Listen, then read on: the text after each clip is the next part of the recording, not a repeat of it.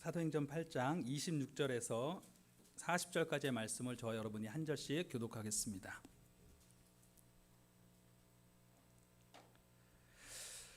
주의 사자가 빌립에게 말하여 이르되 일어나서 남쪽으로 향하여 예루살렘에서 가사로 내려가는 길까지 가라 하니 그 길은 광야라.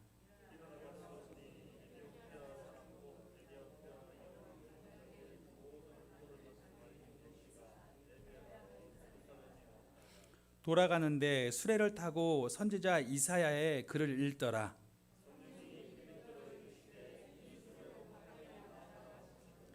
빌립이 달려가서 선지자 이사야의 글 읽는 것을 듣고 말하되 읽는 것을 깨닫느냐?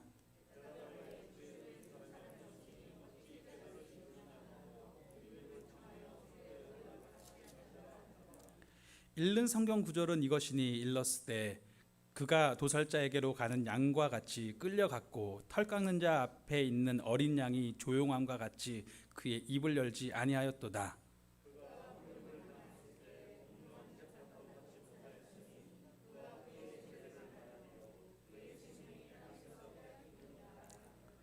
그 내시가 빌립에게 말하되 청컨대 내가 묻노니 선지자가 이 말한 것이 누구를 가리킴이냐 자기를 가리킴이냐 타인을 가리킴이냐.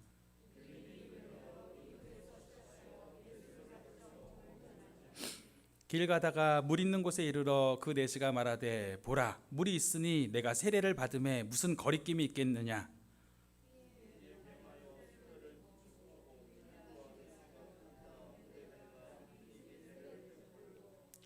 둘이 물에서 올라올새 주의 영이 빌립을 이끌어 간지라. 내시는 기쁘게 길을 가므로 그를 다시 보지 못하니라.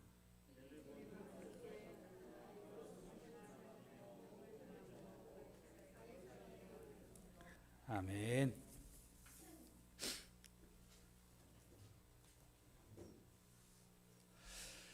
제가 정확하게 우리 환희였는지 답이었는지는 기억이 잘 안 나는데 제가 저희 딸들한테 한 번은 그렇게 얘기했던 적이 있었습니다.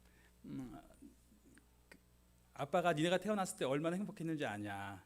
너무너무 행복해서 너희들을 안고 이렇게 제가 걸음마를 시작했을 때 막 손잡고 막 다녔었다. 그래서 하도 다니니까 사람들이 저한테 왜 이렇게 애들 데리고 다니냐고 그렇게 말을 들을 정도로 데리고 다녔다.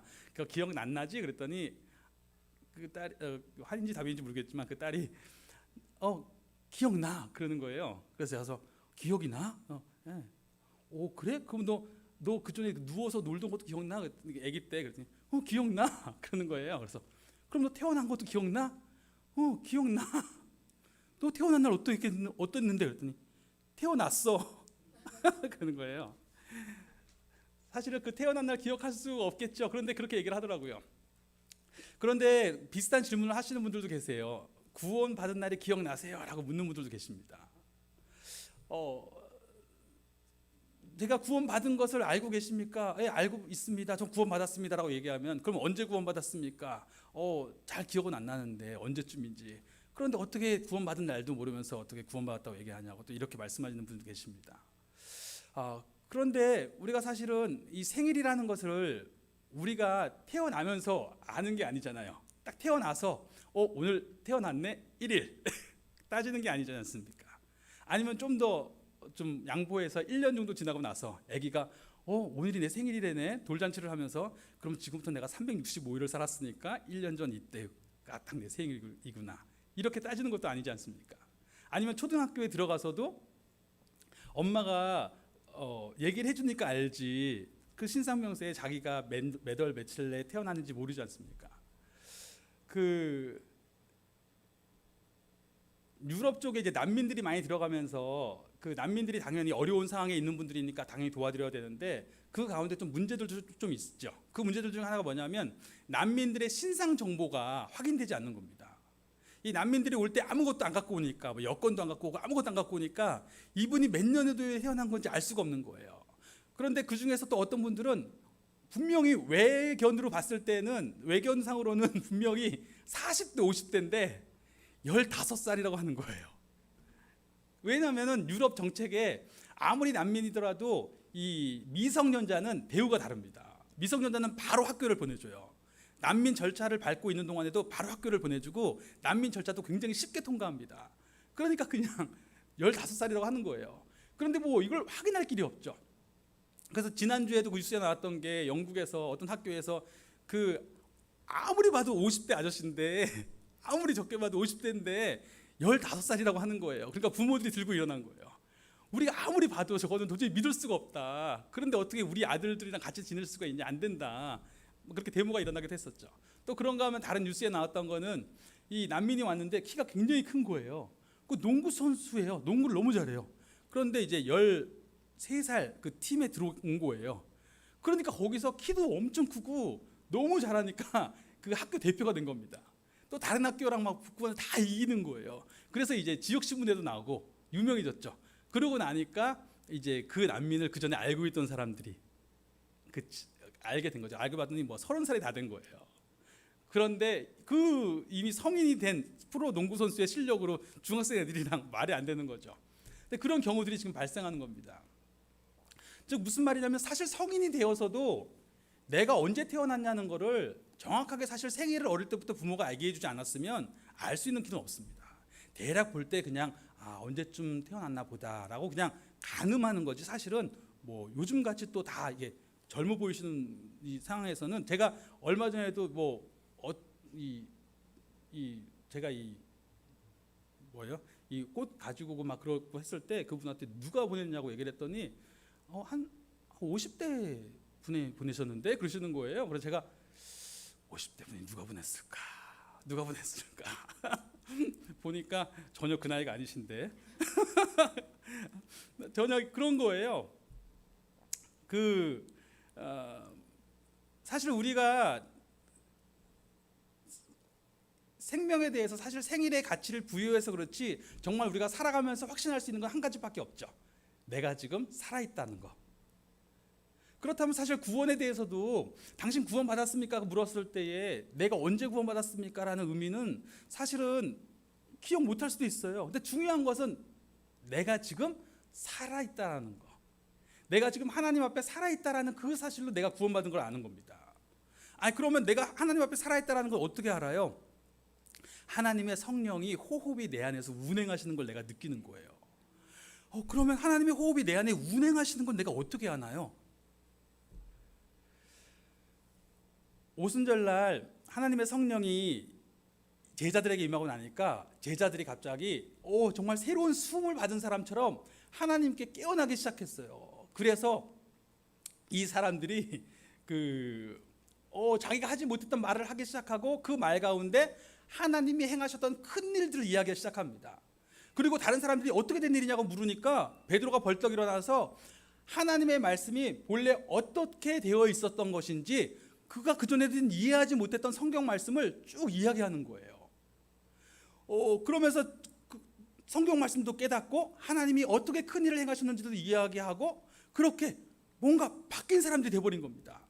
그러자 그 사람들을 통해서 또 많은 사람들이 예수가 그리스도이시구나를 알게 되었고 세례를 받고 성령의 선물을 받게 됩니다. 그러고 나니까 예루살렘의 교회가 점점 커지기 시작해요. 많은 사람들이 모이기 시작합니다. 그런데 예수님을 죽였던 유대의 지도자들은 점점 위기의식을 느끼기 시작합니다. 처음에는 그냥 이러다가 말 줄 알았는데 사람들이 점점 많이 모이기 시작하고 하니까 이거 큰일이다, 어떡할까 해서 사도행전 4장과 5장과 6장을 보면 핍박이 조금씩 시작되기 시작해요. 그 가운데 교회도 성장하죠. 그러다가 이제 7장에 가면 급기야 스데반이라고 하는 사람이 순교를 당하게 됩니다. 스데반을 죽이게 되고 그러고 나서 교회 전체에 큰 핍박이 오죠.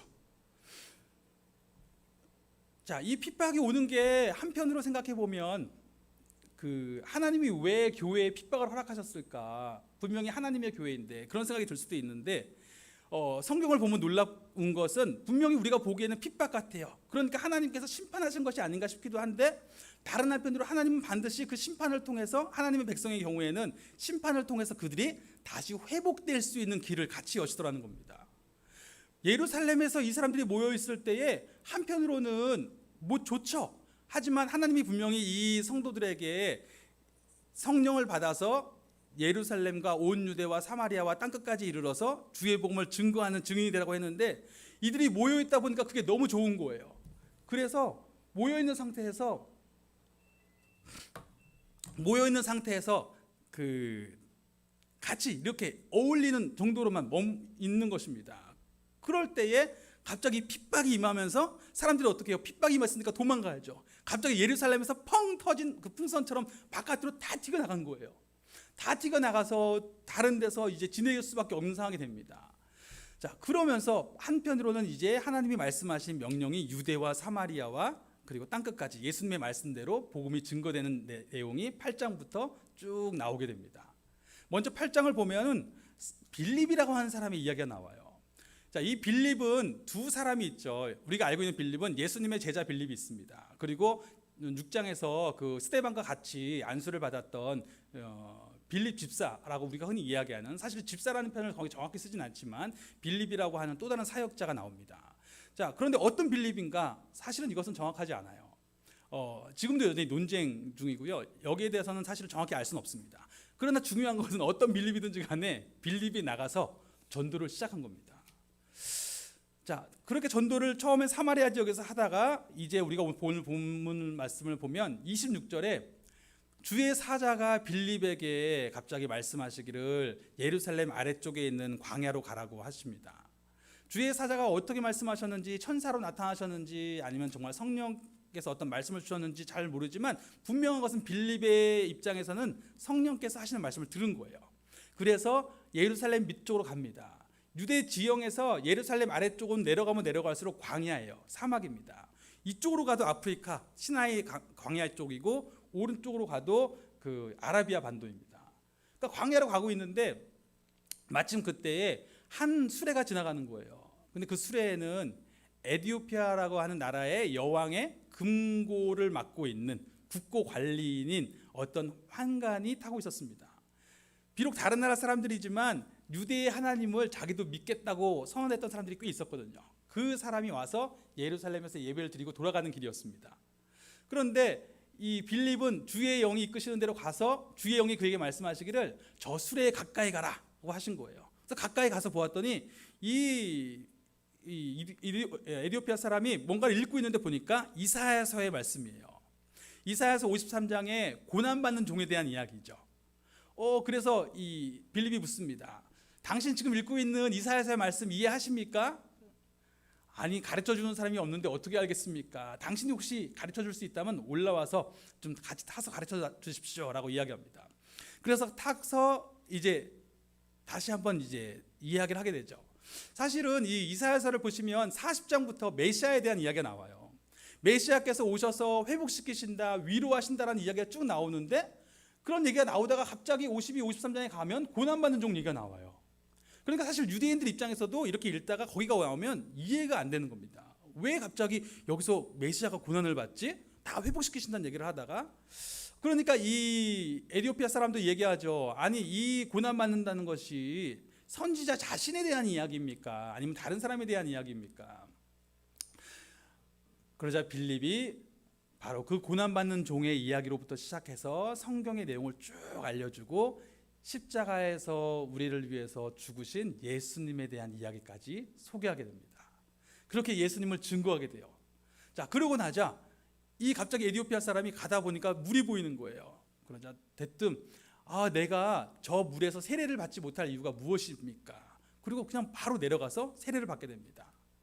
우리가 이미 앞서 보았던 것들을 염두에 두었을 때는 이 세례라는 말에는 이 에티오피아 사람이 내가 이제 회개합니다라는 고백이 있는 것이고, 그리고 나서 내가 예수 그리스도의 이름으로 세례를 받겠습니다.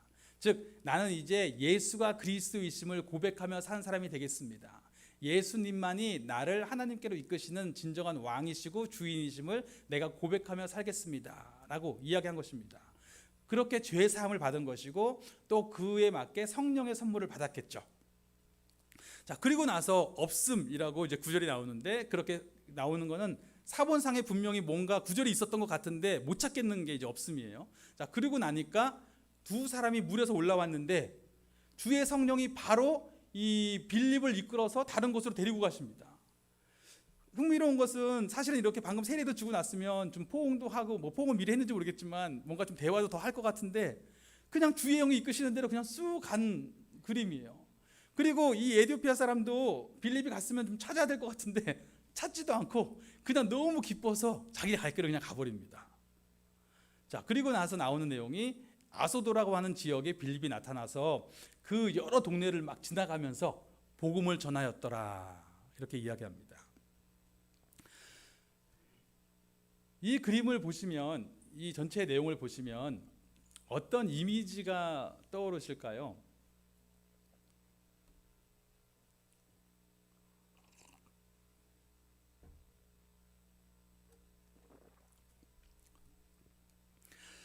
저는 사실 이 본문을 보면 본문 자체의 내용은 이렇게 좀 여러 가지 내용이 있지만 전체의 그림 속에서 살짝 이런 마음이 들었어요. 야, 이건 진짜 바람 같다. 왜요? 이게 정말 바람이 불 때 그냥 바람에 이끌려서 막 이렇게 낙엽이 바람이 부는 대로 날아가는 것처럼, 오늘도 비가 좀 오면서 바람이 부니까 바람에 막 흔들리는 것처럼 바람이 오면 그쪽으로 그냥 흔들려 가잖아요.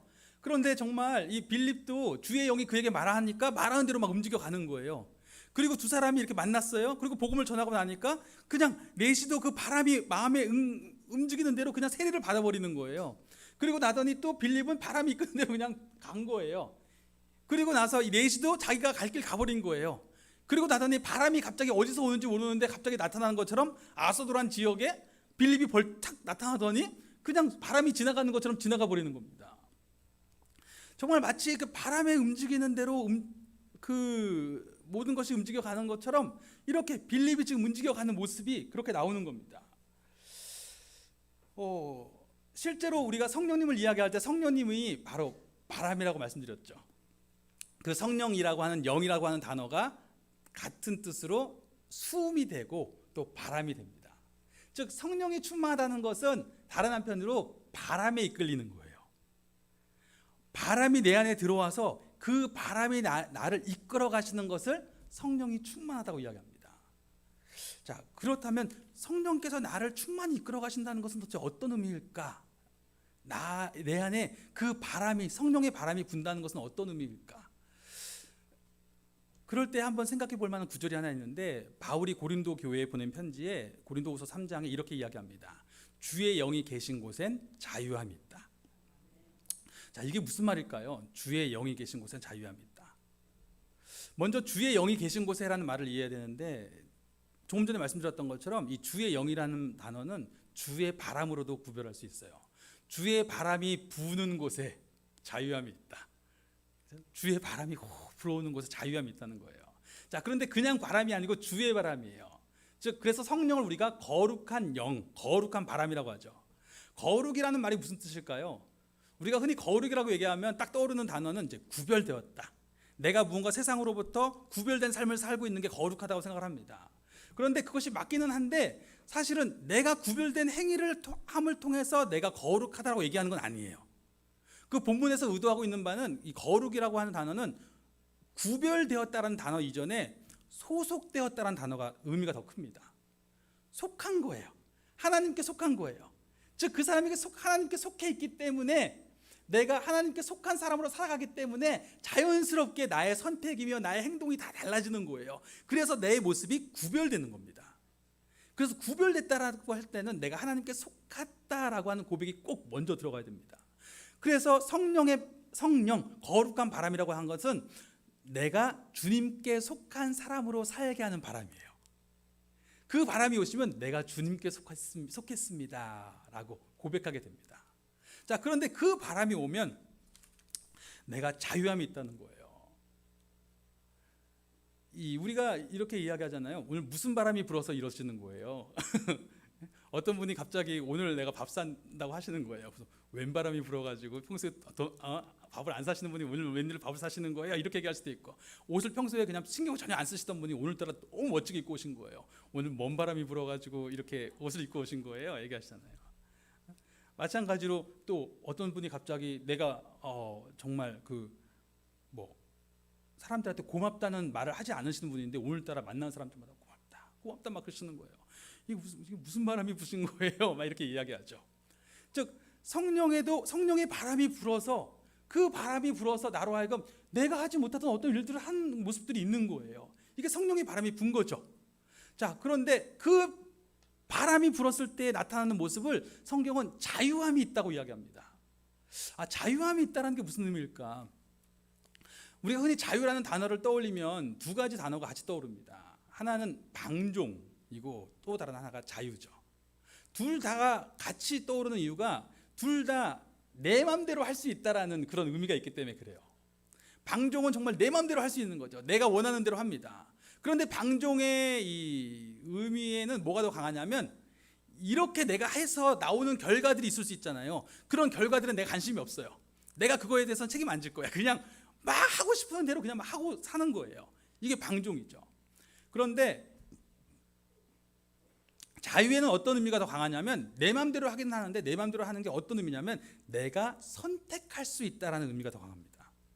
즉 내가 하고 싶은 게 있어요.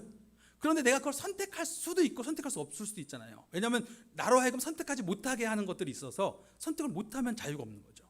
내가 구속돼 있으면 자유가 없잖아요. 뭘 할 수가 없잖아요. 하고 싶어도. 그런데 내가 선택할 수 있느냐 없느냐에 초점이 있을 때는 자유라는 단어를 쓸 수 있는 겁니다.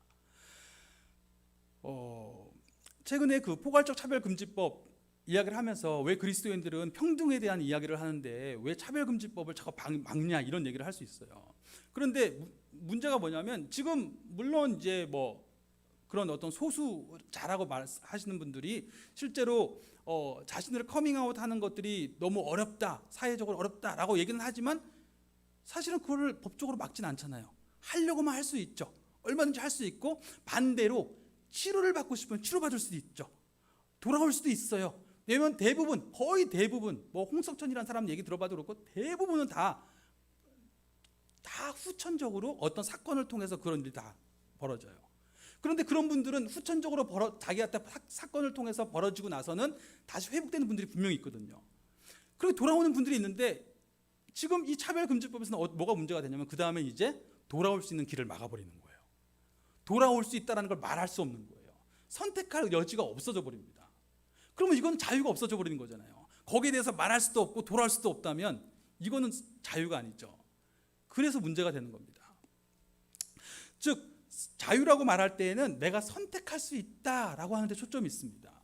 자, 그러면 주의 영이 계신 곳에 자유함이 있다는 건 뭐예요?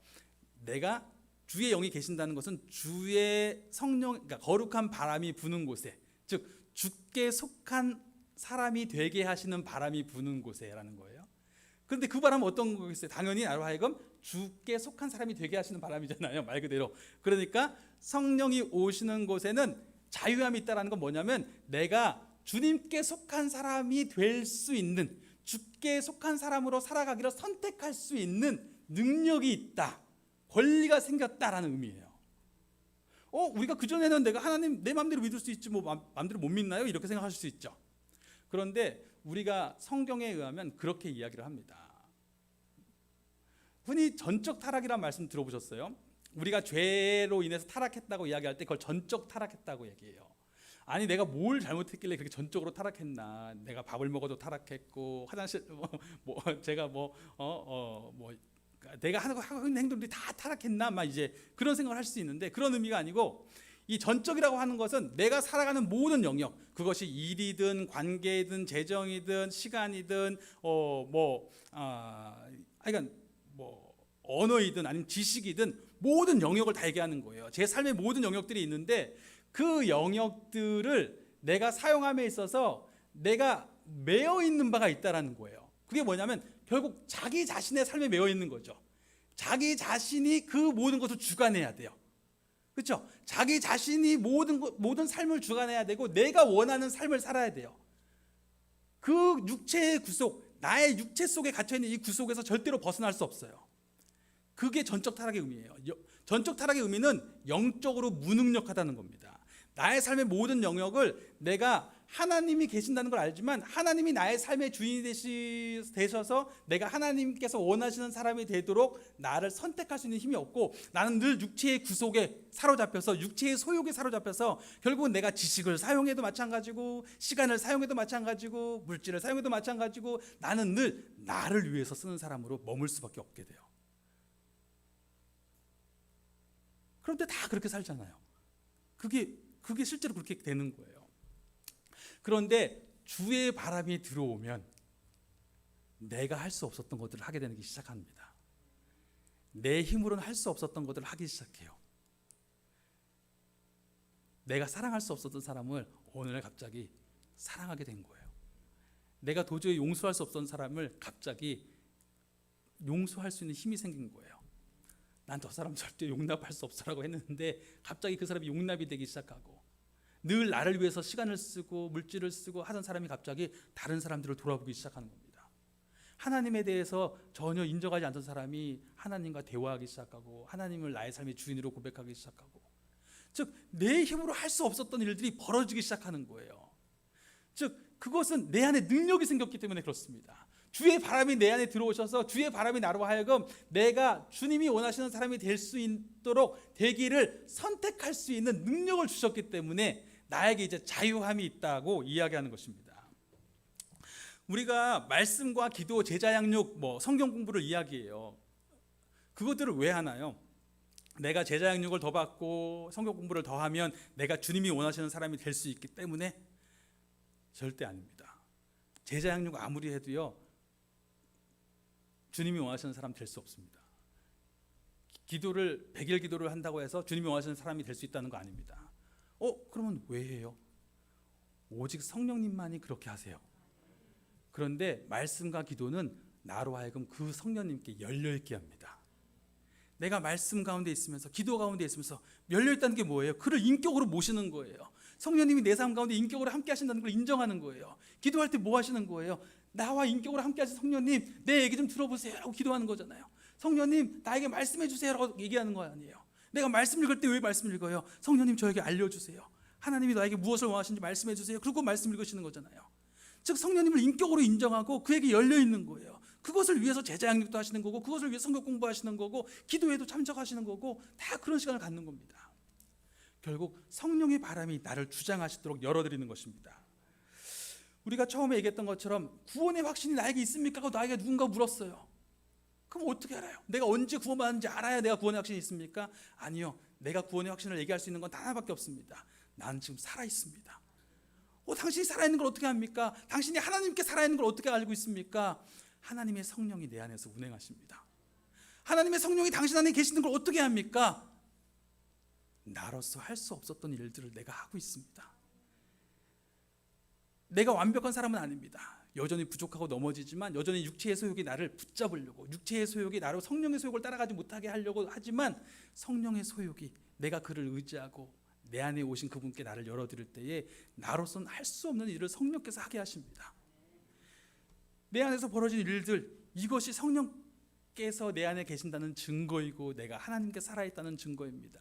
하나님을 사랑하지 못했던 내가 하나님을 사랑하고, 이웃을 사랑하지 못했던 제가 다른 사람을 돌아보기 시작했습니다. 내가 하나님을 아버지라고 부르지 못했는데 하나님을 이제는 아버지라고 고백하기 시작합니다. 그리고 우리는, 제가 그 전에 있던 교회에서는 날마다 기도회가 있었어요. 저녁마다 기도, 교육자들이 죽어나는 거.